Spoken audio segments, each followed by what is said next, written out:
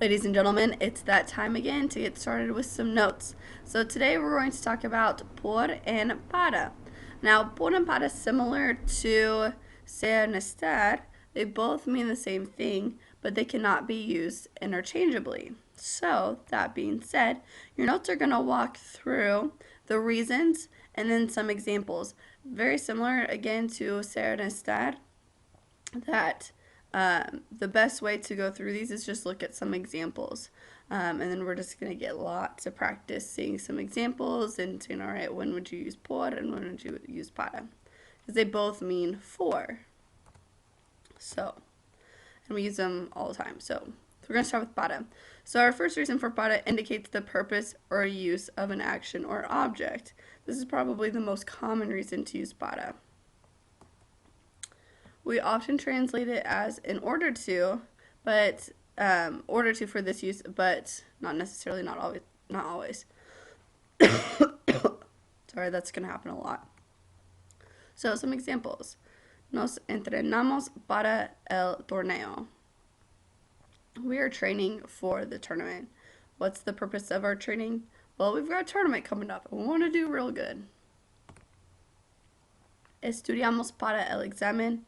We study for the test. Again, why are we studying? Because we got a test coming up. And finally, uso gafas para ver mejor. I use glasses in order to see better. So why do I use glasses? Well, because I gotta be able to see the board. So, first reason for para. Second reason, indicates the final recipient of an action or a person or an item. So, el regalo es para ella. The present is for her. She's the final recipient of the present. Damos una fiesta para mamá. We are having a party for mom. All right, reason number 3. Describes a destination. So our keyword here is destination. So, el tren sale para Nueva York. The train leaves for New York. Well, that's all we got on that one. Expresses deadlines or time limits. Now, you've already seen this on the board sometimes when I write this, like the homework in Spanish, and I say para miércoles or para bloque. That's why I use para, because for Monday we use it to express deadlines or time limits. So, el proyecto es para la semana que viene. The project is due next week. Signals a comparison or a contrast. So, para hombre no es muy alto. So, for a man, he's not very tall. A comparison or a contrast. All right. Is used to express an opinion. This is a good phrase to know. So, para nosotros, el reciclaje es muy importante. El reciclaje es muy importante. Recycling is important to us. Now, notice that this is not a direct translation for the word in English. So, it's a little bit different there. All right. Now, flip your paper. We're working with por now. Indicates the motivation for an action. Now, some of you tried to use this earlier in your sentences. So, nos acampamos por el tiempo. We didn't camp because of the weather. So, that translation in English is like that, because of. Motivation for an action. Well, why didn't we camp? That darn weather. Alright, indicates that something is being done in someone else's place or on behalf of someone. So like almost like an exchange type thing for a person. So, corto la comida por el bebé. So I cut the food for the baby.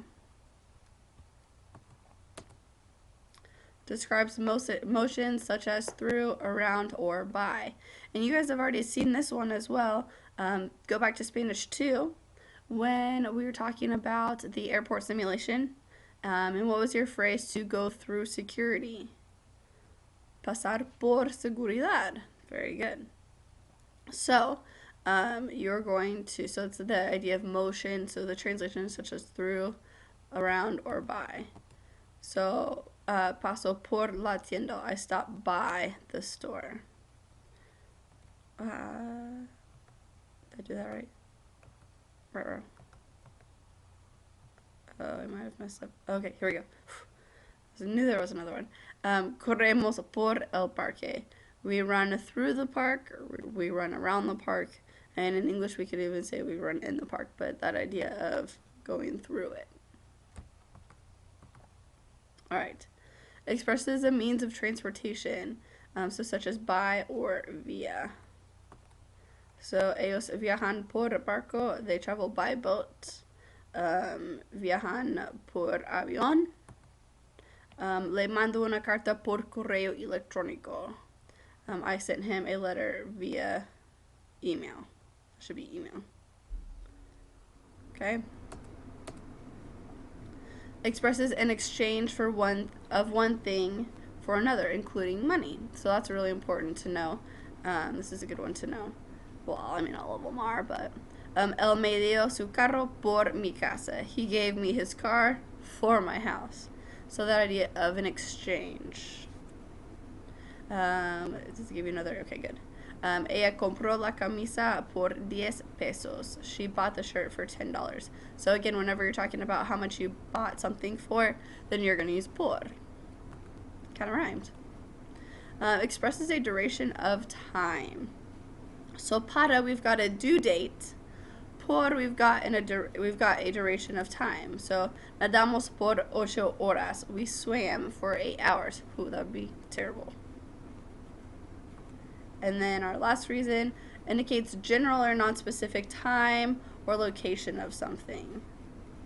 So veo la tele por la mañana. I watch TV in the morning. Él vive por aquí. He lives around here. So again, that general, non-specific time or location. And then we've got some other phrases that we use por that just aren't literal translations into English, and we might get through those as we talk about por and para. So again, make sure that you are comfortable with some of these reasons, and then really look at those sentences, examples, and then we'll do a lot of practicing in class. All right, thanks, guys. Oh, wait. Oh, my gosh, there's one more. That's really awkward. It's used to show appreciation. Gracias por la ayuda. Thanks for your help. So anytime you use gracias, then you're going to use por afterwards. And then anytime, oh, dang it, I'm so all over the place, but we're just going to go with it. Anytime gracias por, the verb that follows is going to be in the infinitive form. Okay, bye.